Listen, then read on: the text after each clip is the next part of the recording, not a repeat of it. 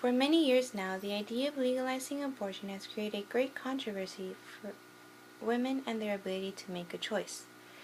If abortion were to be made legal throughout the United States, women would be able to decide what to do with their own bodies. Even though many might see abortion as a sin or as simply as immoral, abortion should remain an option for women who have who had been stripped away from their ability to make a choice. With the power of choice, instead of starting a new life, young mothers should be given an option to save their own.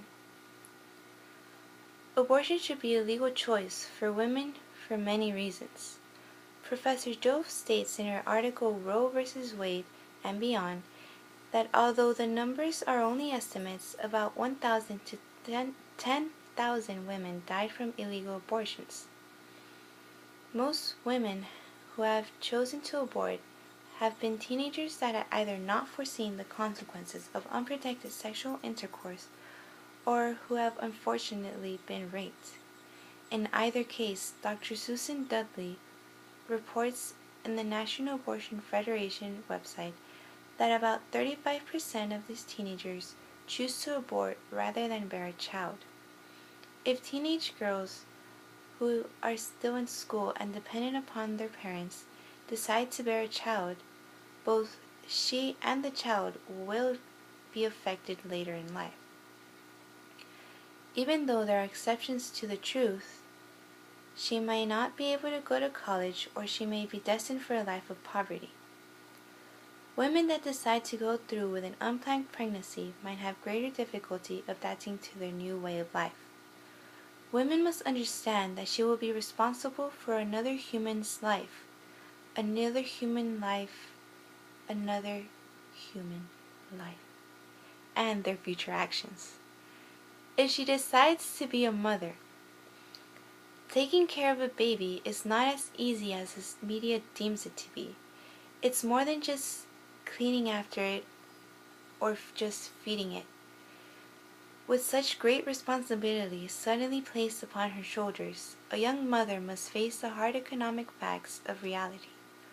With much of her time consumed by caretaking for the child, most young mothers drop out of school, receive inadequate prenatal care, or develop health problems.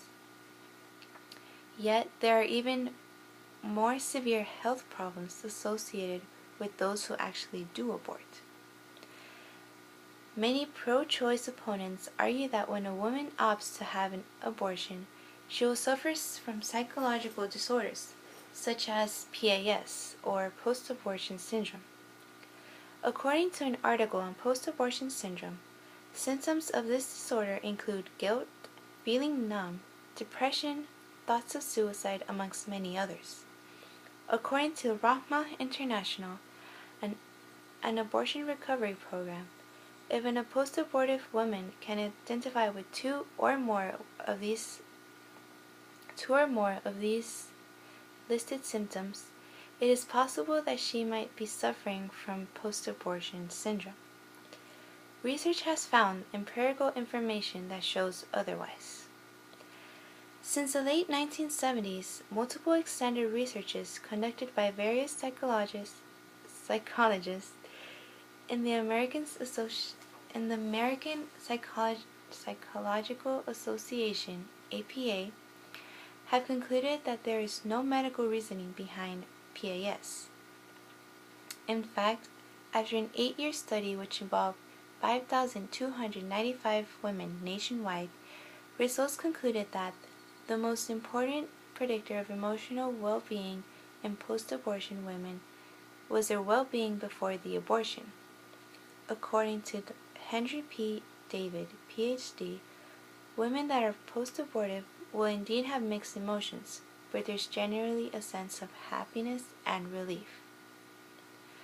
Abortion will always cause great controversy between the two parties until somehow, someday, they meet halfway. People should be able to recognize a soon-to-be or not-to-be mother's situation and condition before hastily forcing an unplanned child into their arms. Legalizing abortion nationwide will give these unprepared teenagers another option.